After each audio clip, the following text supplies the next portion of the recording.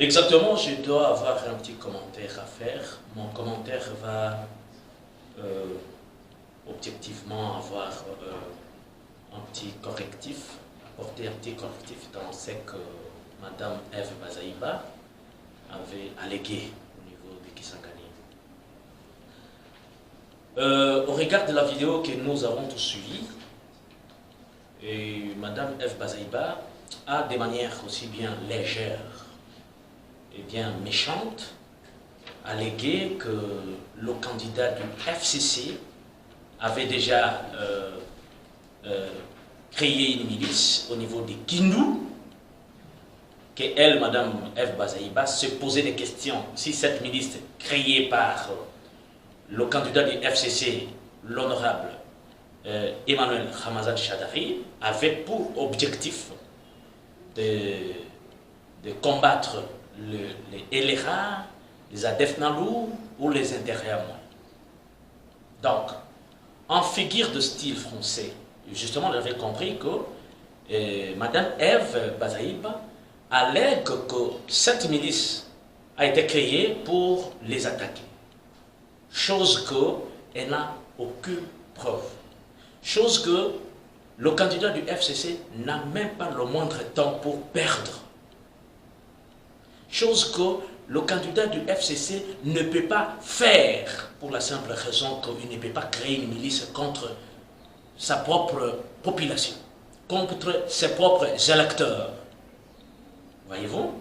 Parce que Madame Eve Bazaïba et les autres, ce sont des Congolais. Ils ne peuvent pas faire ça. Et faire ça où? Chez eux, dans les maniements, ce qui n'est pas du tout bon, qui n'est pas du tout sérieux. Moi, j'aurais bien souhaité que Madame Eve Bazaïba puisse être beaucoup plus honnête dans ses propos, puisse être beaucoup plus, avoir un langage de vérité lorsqu'il s'agit, n'est-ce pas, de parler, d'alléguer ce genre de choses devant un pléthore de public qui est en train de les suivre. S'agissant de la question de l'utilisation de l'argent de la caisse de l'État, hein, Madame Eve Bazaïba allègue que le candidat du FCC est en train d'utiliser l'argent de la République démocratique du Congo. Chose du reste qui n'a jamais été faite. Chose du reste que le candidat du FCC ne peut pas faire. Tout simplement parce qu'il est aussi candidat comme les autres candidats à la présidentielle de 2018. Madame Eve Bazaïba, qui est d'ailleurs une avocate, si je ne m'abuse pas, hein, elle ne peut pas avoir ce genre de discours dans sa bouche. Parce que lorsqu'on est technicien de droit, lorsqu'on est partenaire et par excellence, n'est-ce pas, de la bonne administration de la justice, on doit avoir de preuves à chaque instant. Ce n'est pas pour autant dire que, parce qu'on est déjà dans la politique, qu'on doit totalement s'écarter de la logique juridique. Donc toutes ces allégations, n'est-ce pas, n'ont aucune preuve. N'ont aucune preuve.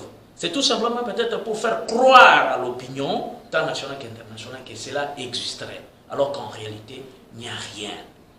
Donc, le candidat du FCC, l'honorable Emmanuel Ramazan Shadari, est en train de battre sa campagne avec le moyen cotisé par le membre du FCC.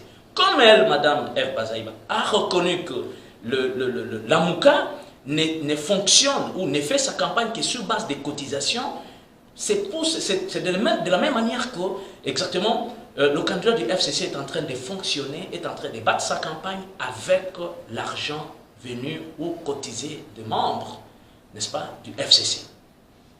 S'agissant exactement de l'interdiction, parce que je suivis que Madame a même aussi allégué qu'il y a eu interdiction, n'est-ce pas, par je ne sais qui, voilà, je ne sais qui dit, on a interdit, n'est-ce pas, à leurs avions, ils ont 3 avions, 5 hélicoptères, n'est-ce pas, hélicoptères, à survoler l'espace aérien congolais. Ce qui n'est pas vrai. Parce que, Madame, vous êtes en train de sillonner partout. Nous vous voyons au travers, n'est-ce pas, les réseaux sociaux, au travers le média. Nous sommes en train de vous suivre. Vous n'avez jamais été inquiète. Et vous, et votre candidat, n'est-ce pas? Nous en serons fiers si il est élu président de la République. Il sera le président de tout le monde. Mais vous êtes en train de circuler normalement. Et d'ailleurs, il y a une équipe de policiers qui a été mise à votre disposition, à la disposition de chaque candidat à la présidentielle de 2018. Voilà même ici sur le boulevard du 30 juin, au quartier général du candidat Gabriel Mokia. Mais il y a des policiers qui sont là. Alors, quoi de plus normal que le candidat du FCC puisse aussi marcher avec une équipe, n'est-ce pas, des policiers que l'État congolais a mis à sa disposition. Donc, il ne faut pas alléguer des choses qui n'ont pas de fondements juridiques, parce que les choses qui n'ont pas de fondements juridiques, sous le plan de droit, ont un nom. Ça s'appelle bien sûr les imputations dommageables. Et c'est là, madame, vous connaissez les conséquences. S'agissant de la question de la machine à voter, vous demandez aux candidats de FCC de faire respecter, je ne sais pas moi, les règles du jeu démocratique quand ce qui concerne le processus électoral. Faudra-t-il ici, madame, que je vous rappelle que le candidat du FCC n'est qu'un simple candidat. Il n'est ni président de la République, il n'est ni président de la CNI. Parce que même le président de la République n'a pas d'injonction à donner à la CNI, madame.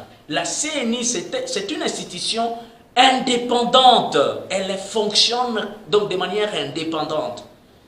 Lorsqu'on a balancé, lorsque le président de la CNI, de par la volonté du législateur, n'est-ce pas, a balancé, n'est-ce pas, la campagne électorale, chaque candidat est en train de battre sa campagne. Vous êtes en train de battre votre campagne et les autres sont en train de battre la campagne.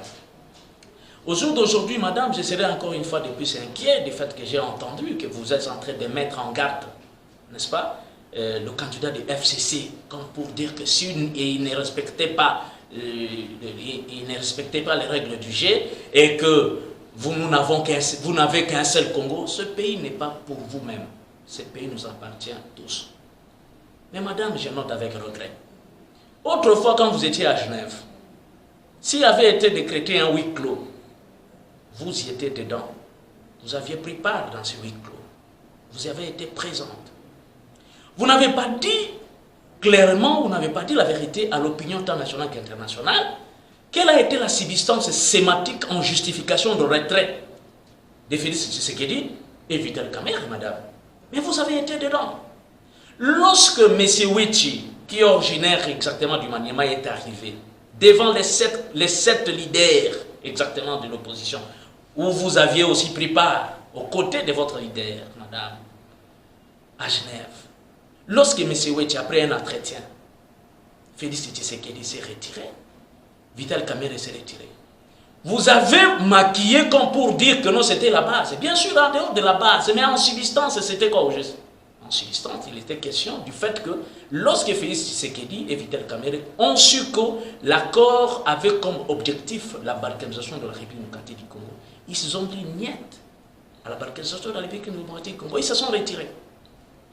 Voilà pourquoi ils ont créé leur groupe, les Fativites. Ils sont en train de faire leur campagne calmement comme vous autres, calmement comme Emmanuel Ramazan Shadari. Mais seulement, de notre côté, madame, nous, peuple congolais, nous vous mettons en garde avec la Mouka. Tout simplement parce que nous savons très bien que nous sommes au courant que la Mouka n'a pas autre objectif que balkaniser la République démocratique du Congo. Et nous vous disons que le candidat du FCC, le futur président de la République démocratique de demain, ne pourra jamais se laisser faire pour que vous puissiez, n'est-ce pas, mettre en exécution cet accord en rapport avec la balkanisation de la République démocratique du Congo. Faudra-t-il, madame, que je vous rappelle le discours de Patrice Emery Lumumba? Faudra-t-il, madame, que je vous rappelle exactement les propos de Joseph Mobutu Péas à l'ERAM, madame? Donc, c'est tout ce que moi je voulais apporter comme lumière. Donc, madame, ayez, n'est-ce pas, le courage de dire à l'opinion tant nationale qu'internationale la vérité. Il ne faut pas toujours compter des mensonges aux gens. J'ai dit et je vous remercie.